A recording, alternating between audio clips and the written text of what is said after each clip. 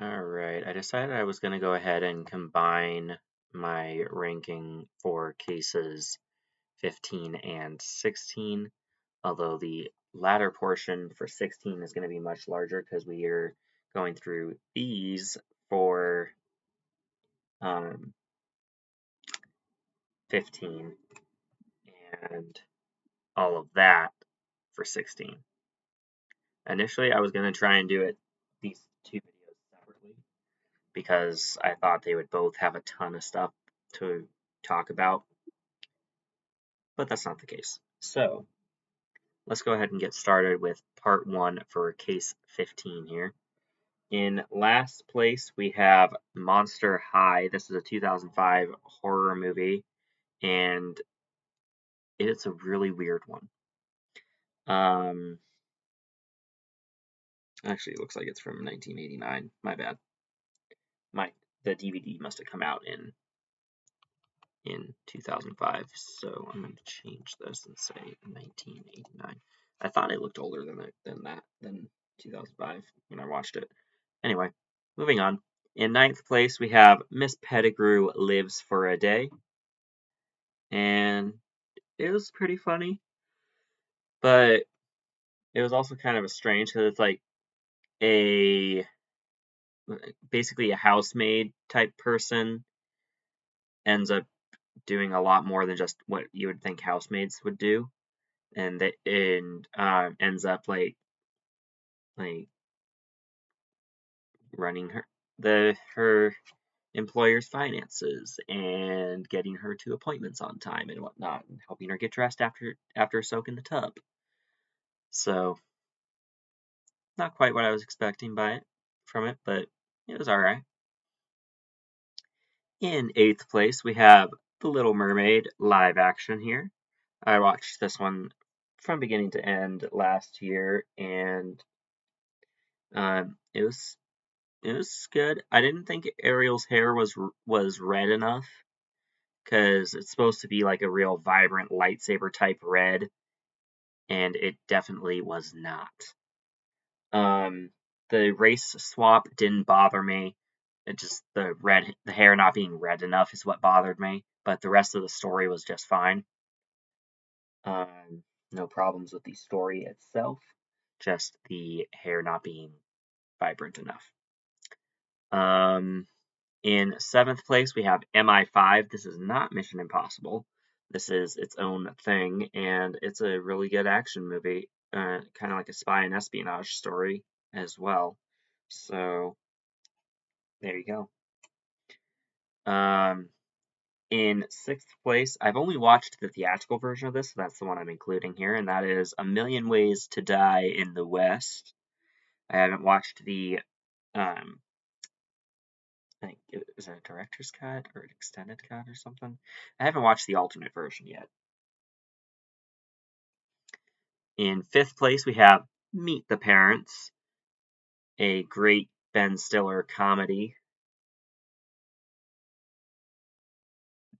where, as you'd expect from the title, he meets his girlfriend's parents and then they get married near the end of the movie, I think. That or they get married in the sequel. Anyway, in any case, awkward situations ensue and it's a lot of fun. In fourth place, we have Monster with Charlize Theron. And looks like this one might have come out in 2003 or 4. It's weird that Charlize doesn't have eyebrows in this one. She looks really strange because of that, but it's fun.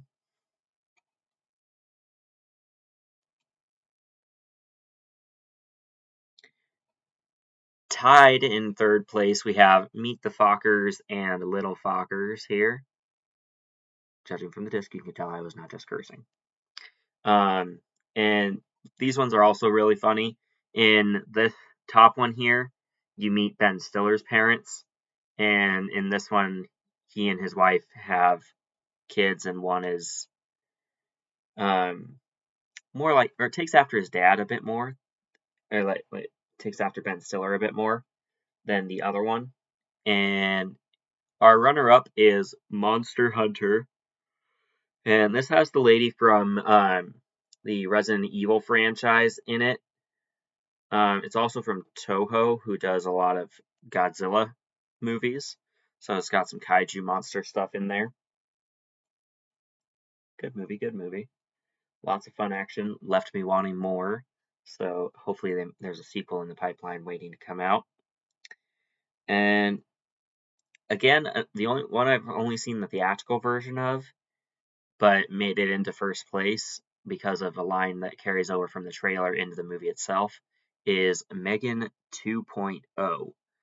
I liked the first Megan when I watched it on Blu-ray back in 2024, and this one, um, I think it's just as good, personally. It's not better, but it is just as good, in my opinion. So yeah, I'll be right back with part 2 of this video. As a point of reference, this video took us to 6 minutes. Before I end the video, I'll say where we're at in total, because I imagine it'll probably be like maybe 20, 30 minutes, something like that. Anyway, we shall see where it is at the end of the video. I'll be right back. Alright, so where the previous portion of this video had 10 titles, this part has 44. So let's go ahead and get started. In 44th place, we have Mrs. Henderson Presents right here. And that is, I think, European Burlesque. And then, let's see. In 43rd place, we have Mr. and Mrs. Smith theatrical cut. I haven't seen my unrated extended version yet, but I will be watching that sometime this year. In 42nd place, we have Mulberry Street. In 41st place is the classic original Muppet movie here. This is the original one from whenever it came out. I want to say like 70s or 80s. My sister would know for sure. In 40th place, we have Muppets Take Manhattan, unlike Jason Voorhees. In 39th place, we have Muppets from Space. Both of those are fun Muppet movies. In 38th place, we have The Namesake, where a young man discovers, young in his like mid-20s or early 30s, discovers where he got his name and what it means to his family. In 37th place, we have Night Owl. That was kind of an interesting situation about a pop star that controls her, or that has mind control over her listeners and could potentially make them kill themselves. Weird stuff, but okay. In 36th place, we have The Ninth Gate. That's about the Devil's Book.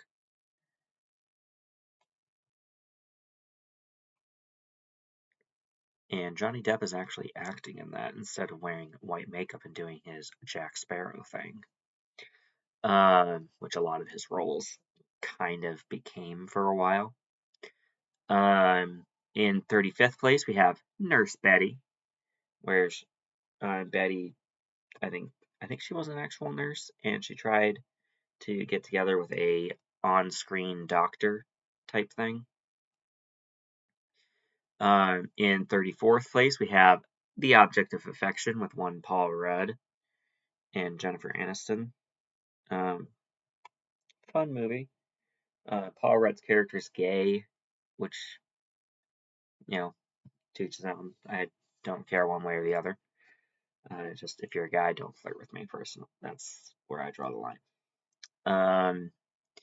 In 33rd place, we have Mother's Day, which makes sense to watch on the title day and is super funny. I thoroughly enjoyed it. Scrolling up a little bit here. We have in 32nd place, 1 million years BC.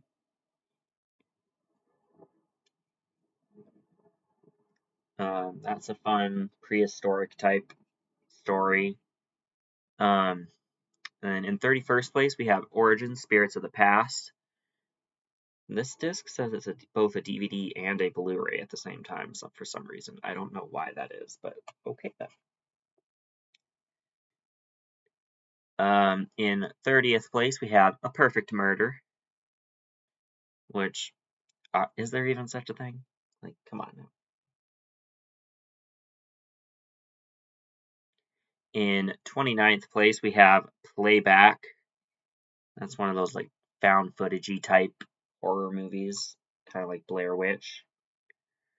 Blair Witch series. In 28th place, we have the non-Disney Pocahontas, and it's kind of cute. I like this version. Not sure how accurate it is, but it's good. In 27th place, we have The Cottage.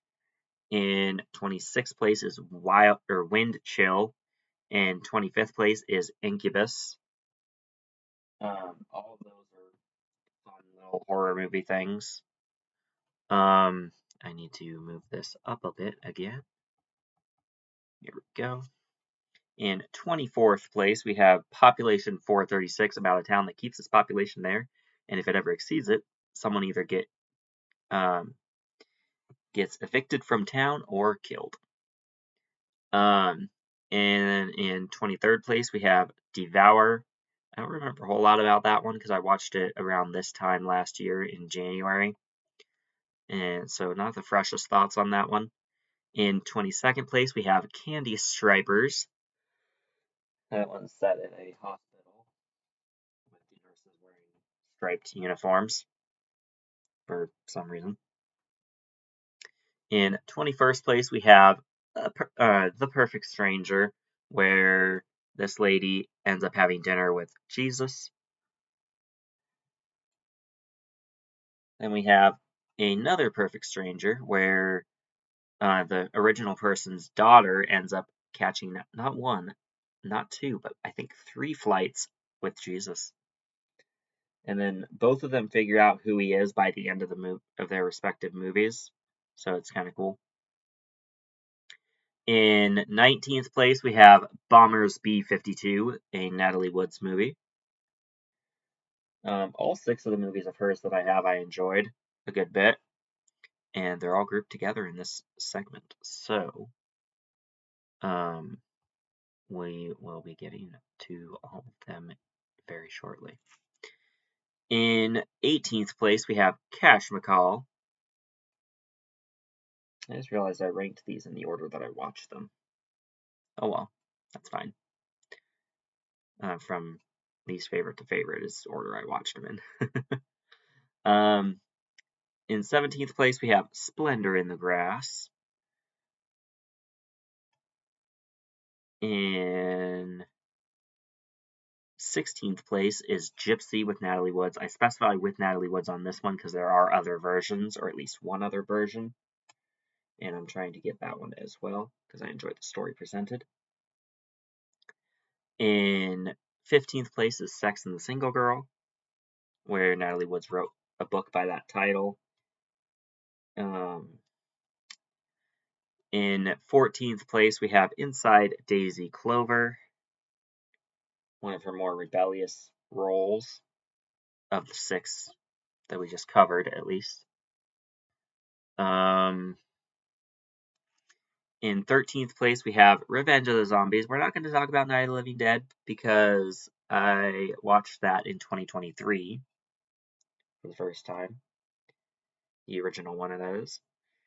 And the next one, the title might confuse you for what I say versus what's on the disc, because when I put the disc in, I was expecting it to say what's on the disc, and it said what I'm about to say. So for number 12. But first, in 13th place, we have, oh wait, never mind. Sorry. In number 12, the 12th place, we have Oasis of Zombies. The disc says Oasis of Living Dead, but the The movie itself is called Oasis of Zombies. In 11th place, we have White Zombie. I can't remember if I watched that in 2024 or 5, so here it is. In kicking off our top 10, we have Night of the Animated Dead. This is the animated version of the classic Night of the Living Dead story. That one I did watch this last year, and it was pretty good. In ninth place, we have The Other Woman, or Women, if you've seen the movie. There's more than one woman that one of the characters' wife or husband is cheating on her with. In eighth place, we have Overboard with Anna Faris. I believe this one came out in 2018 or 2017, somewhere thereabouts.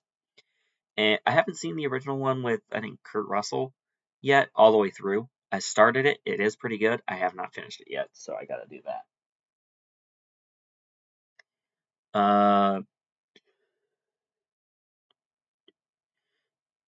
Okay. In seventh place, we have Over Her Dead Body, which is a funny movie about a a girl that dies on her wedding night by having an ice sculpture fall on her and crushing her. And then her spirit comes back and tries to keep her fiance from getting attached to the therapist that she herself sent him to. And then by the end of the movie, she figures out she just wants him to be happy, so she tries pushing the two together at that point. So it's fun. Um, in sixth place, from what I was able to see, is Penny Dreadful. I need to get a new copy of this because this particular copy froze about 45 to 50 minutes into the story. I enjoyed what I saw, but even if I tried going beyond where it froze, it would still be frozen. So I got to get a new copy that actually is reliable, and maybe look into getting the Blu-ray DVD combo for that. In fifth place, we have the Phantom of the Opera 1960s version. I believe that one actually shows why the Phantom is disfigured, because someone threw acid in his face, or like paint thinner or something, and it disfigured him from that. Because he was being aggressive at the workplace, trying to attack his boss, and so his boss's secretary attacked him. In fourth place, we have Maniac, the only one from this disc that I watched last year. I either haven't seen the other ones or have watched them previously, Night of the Living Dead. But yeah, good movie. It shows a topless girl in black and white, which is from the 1930s, which I didn't think was a thing in the 1930s. So it surprised me with that. I was not expecting to see that happen, but it did. So, oh well, I'm still here. In third place, we have Point Break with Keanu Reeves. And midway through this movie, I ended up having to catch and release a spider. So it got interrupted to free a spider because I have one of those like critter catcher type things that I was able to get it in. It was one of the daddy long legs, so I didn't want to kill it because it could never hurt me, and it was just bothering me. So yeah, there's a story with that one. In second place, our runner-up is Poison Ivy 3: The New Seduction. I think there's one or two more. I think there's either 4 or 5 Poison Ivy movies total. None of them have to do with the DC universe. But in first place, we have The First Omen. And like Bloodline, this one also has a graphic birthing scene in it, where you see a demonic hand coming out of the birthing canal. So, good movie. And for one of the only, for being one of the only 2 Omen movies I have, it would take first there with the Omen series as well, because I've only seen the original and this one, and I like this one more than the original. The original actually caused some controversy among friends in a movie that I watched on Hulu the other day. I believe it was called Babes, where one of the girls in it, while pregnant, showed her best friend's like 6-year-old son the original Omen movie, and he ended up like scaring away one of his nannies with it by acting out the way that Damien does. And yeah, careful what you show a 6-year-old. Anywho, that is it for this video. The first portion took about 6 minutes, and we are now at 20 minutes, almost 21. So if you enjoyed this video, don't forget to like, comment, and subscribe if you haven't already. I somehow lost a subscriber again. I went from 71 to 70, so hopefully I'm able to get that back and get more subscribers in addition to that. But yeah, I'm gonna try and set up some trivia videos because a lot of people seem to like trivia, or Jeopardy wouldn't be around as nearly as long as it has been. So yeah, I'm gonna try and figure that out eventually. And now I'm pretty hungry, so I'm gonna get some lunch. So catch you guys in the next video. It is 1 p.m.